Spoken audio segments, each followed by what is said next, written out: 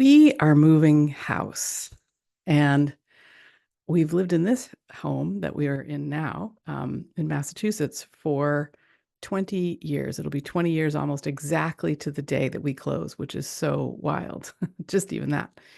Um, and we're moving to Maine. We've wanted to move to Maine. We've wanted to live in Maine, my husband and I, since we were married 28 years ago and went on our honeymoon to Maine. We visit all the time. We um we have friends who live up there, like, and it's interesting. It's really interesting, I would say, what's happened as we set in motion the the the going, the doing, the sort of intention, going from intention to like actually doing this, so that we will close on this house very soon, and then we will be moving up there very soon. And I have been very surprised at the amount of overwhelm that this has brought up in me. And specifically around, it's been so interesting, specifically around things like packing. um, and I wanted to, if you're feeling overwhelmed by, because packing for me feels like what that's about is change, is like looking at all the things that I've had stowed and stored in places for a really long time. And that's one part of it. The other part of it is our children are not coming with us. So they're young adults and they've decided to make their life in Massachusetts and they're not coming with us. And so the whole time has been this like extreme pull that I was not anticipating, um, to to to to not move away from them. And I think it can happen so easily that we don't do what we really want to do because of pulls like this. And so um there's a couple of ways that this has been overwhelming for me, and I wanted to share about how I am addressing that, and specifically one story that I think might be helpful for you, because my friend, overwhelm is a thing and it can be overcome. So hoping that this is helpful for you if there's areas of overwhelm in your life. And yeah, let's jump in. So I think the way in my coaching practice, when I'm working with others, and in my own sort of journey to get to this point, I have certainly encountered overwhelm, um, for myself and witnessing others.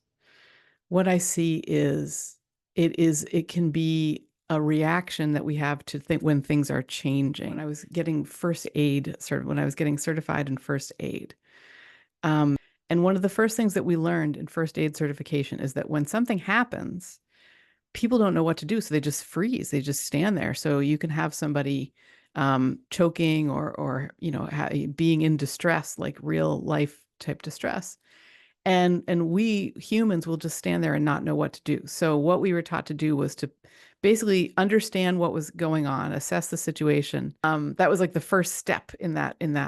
And then we would just look at somebody and we would point to them and we would say, you call 911. And then we would, make sure that the scene was safe, that we could, or that the person was safe. Like, for example, that there was no electricity or other danger, that if we touched that person, um, we would end up getting hurt ourselves, because then you have two people hurt and not, more overwhelmed people, right? Um, and I was always curious about that. I always thought that was such an interesting thing, that people get overwhelmed. And I remember being like a 20 something and not really understanding that, because at the time I felt like, why not just jump in, right? But over the course of my life, I have seen overwhelm creep in, and I've seen how it's stopped me from getting to do what I wanted to do, and once I sort of have figured it out for myself, at least a little better, I would say, with well-being, not perfection in mind. Um, and now witnessing clients and friends who's who are uncomfortable and freeze when it feels like there's transitions and things coming up. And so I really have been thinking about that recently as we've been getting our home ready to sell and going through this process. And one of the first ways that it showed up for me was we after 20 years of living here, we thought, well, what we'll do is we'll remodel our kitchen. We'll have our kitchen remodeled and our sunroom remodeled so that we're sort of giving this house all the love that you could give to it so that when the new people come along who will live here, they will fall in love. And we hired a contractor, this wonderful guy.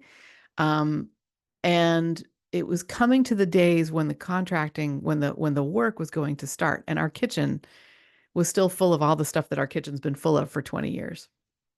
And somewhere in that process, I found myself sitting. Well, actually, the first thing I did was we requested that our sons would come and help us move some of the furniture. Like we had a table in there. We had a little, what we call a baking cabinet, like an upright sort of wardrobe-y thing. And we needed those things to be out of the kitchen so that the renovations could start. So while they were here one day, uh, I had put a chair into the kitchen so that while they were moving stuff out, I could be packing and packing what I found in the kitchen. And this may be familiar to you, just the feeling in the pit of my stomach of like, oh my God, like what is going to explode when I open it? What are the drawers full of? What's in these cabinets? And it was more than that, because it was like, what are we keeping? Like what will come to Maine with us eventually? We didn't even have a place yet. In fact, we've only had a place to move to in Maine for like less than a week, which is so interesting.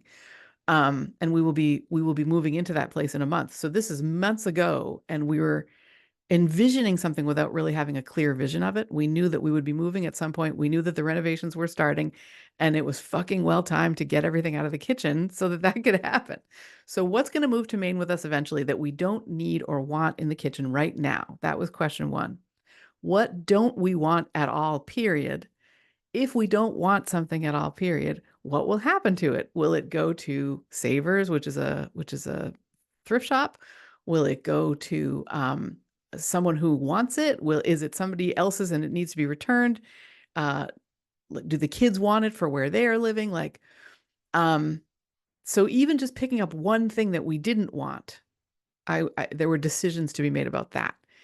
And then what would happen to the stuff that we did want to keep out that we would be using again once the kitchen was remodeled?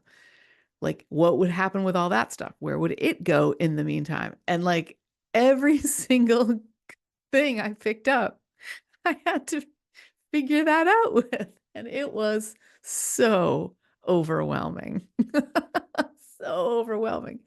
So one day in the midst of this, I think I'd probably packed 3 or 4 boxes of stuff that I knew I wasn't going to wish to see until we were wherever we ended up in Maine.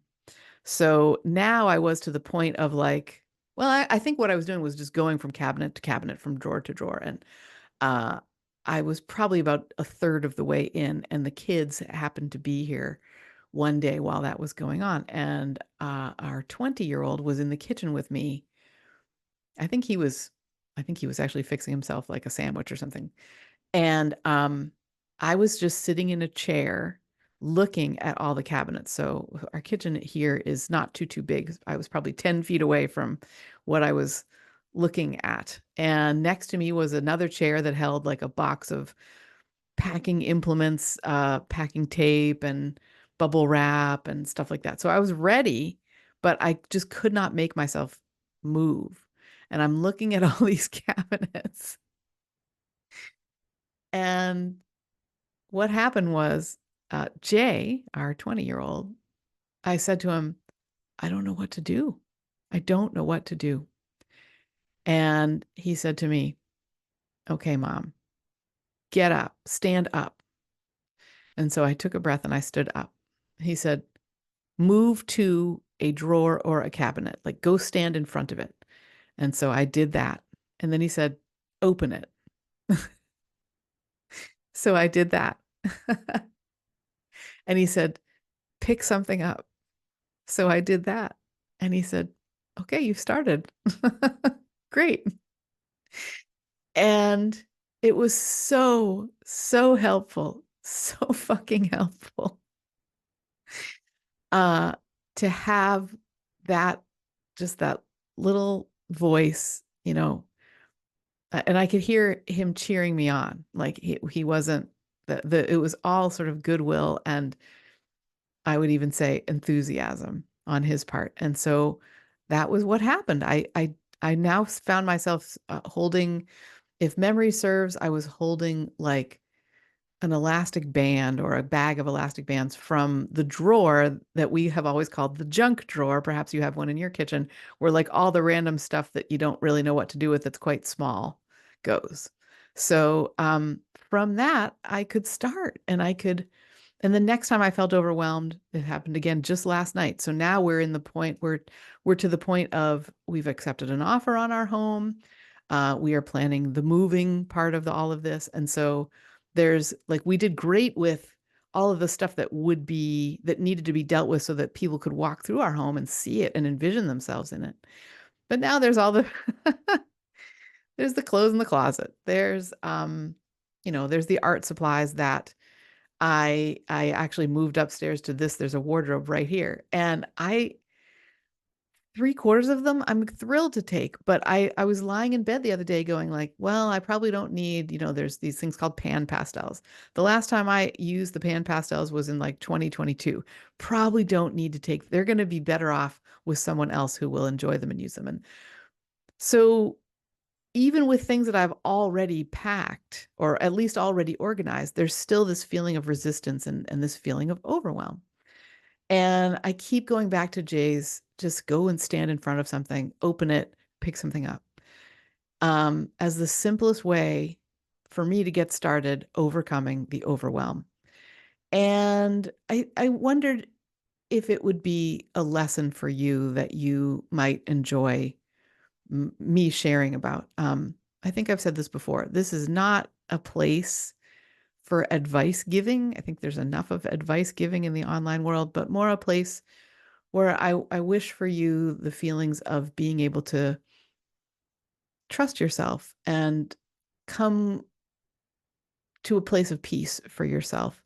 And one thing that really does throw people off, myself included, um, can throw us off of our peace is the feelings of overwhelm. So hopefully this is a helpful thought for you. That's really it for today. Thank you for being here. I have created a community in the Skool platform. My community is called Dreamers and Doers, and it is a place for people who honestly, who feel overwhelmed by all that there is to do and would really love to take a breath and do some dreaming, and slash or people who have something that they're dreaming about and they'd like to create it. If that's you, click the link in the show notes and come on over and see what we're about. Um, and yeah, just grateful for you for being here. Hopefully this is helpful for you. Please share if you've got questions, if there's something you'd like me to, if there's a topic that you would like me to address or a question that you have around trusting yourself, around finding like fulfillment and contentment in this very, very busy modern world that we live in, please drop me a line either in the comments right here or my website is klockkolp.com/contact is where you can reach me there. And I sure would love to hear from you. Thank you again for being here. It means a lot. Looking forward to when we are together again. Talk soon. Bye.